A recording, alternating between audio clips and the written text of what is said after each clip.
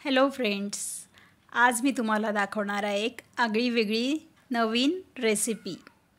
नवीन नाही म्हणता येणार, ही अगदी पारंपरिकच रेसिपी आहे. आम्ही याला म्हणतो कोहळ्याचे तिखट बोंड. तर हा आहे कोहळा म्हणजेच काशीफळ, भोपळा. तर 2 ते 3 किलोचा हा भोपळा असेल, त्यापैकी अर्धा किलो मी कट करून घेतला आहे. आणि मस्त एकदम ताजा भोपळा मी इथे वापरला आहे.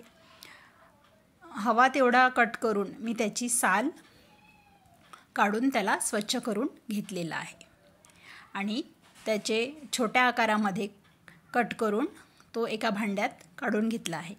बियाही मी स्वच्छ धुवून सेपरेट करून घेतल्या आहेत. या बियांचा वापर मगजबी म्हणून केला जातो. भोपळ्यामध्ये अर्धा वाटी पाणी घालून कुकरला ते मी शिजवून घेणार आहे. भोपळा अगदी लवकर शिजला जातो. 2 शिट्ट्याच कुकरच्या आपल्याला याच्या करायच्या आहेत. भोपळ्यामध्ये पाण्याचे कंटेंट भरपूर असतात, त्यामुळे कमीच पाणी घालून मी हे वाफवलं होतं. अगदी परफेक्ट भोपळा शिजला आहे.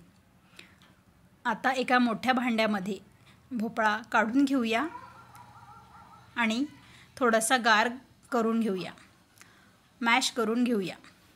तर वाटी, ग्लास कुठल्याही साहित्याने तुम्ही ह्याला मॅश करू शकता. तर अशा प्रकारे हा थोडासा गारसुद्धा होईल. आणि आता यामध्ये आपण घालून घेऊया मसाले, कारण आपण करणार आहे तिखट बोंड. तर आलं लसूण कोथिंबिरीची पेस्ट 2 चमचे, चवीनुसार तिखट, जिरे, हळद, धने पावडर आणि भरपूर तीळ आणि मीठ. मसाले घातल्यानंतर आता आपण हाताने हे पूर्ण एकजीव करून घेऊया. मीठ घातल्यामुळे याला अजून पाणी सुटेल आणि गुठळ्याही आपल्याला मोकळ्या करून घ्यायच्या आहेत. आपण करतोय भोपळ्याच्या तिखट पुऱ्या. ही रेसिपी माझ्या सासरी श्रावण महिन्यात जो बैलपोळा येतो त्या सणाला केली जाते. अगदी पारंपरिक रेसिपी आहे. वर्षातनं 1 किंवा 2दाच ही रेसिपी आमच्या घरी बनते. इतर वेळेला तुम्ही ही बनवू शकता. प्रवासासाठी, मुलांच्या डब्यांसाठी खूप छान रेसिपी आहे. आवडीप्रमाणे तुम्ही या पिठामध्ये तांदळाचं पीठ आणि रवासुद्धा घालू शकता.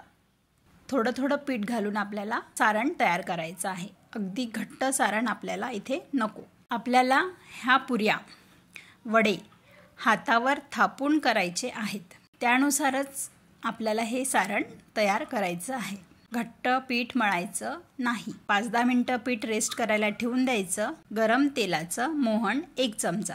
मोहन घातल्यानंतर आपण ते परत एकदा एकजीव करून घेऊया आणि हाताला पाणी लावून त्याचे वडे थापून घेऊया.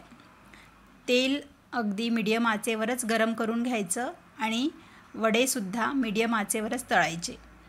छान टम्म फुगतात, खायला खूप टेस्टी होतात.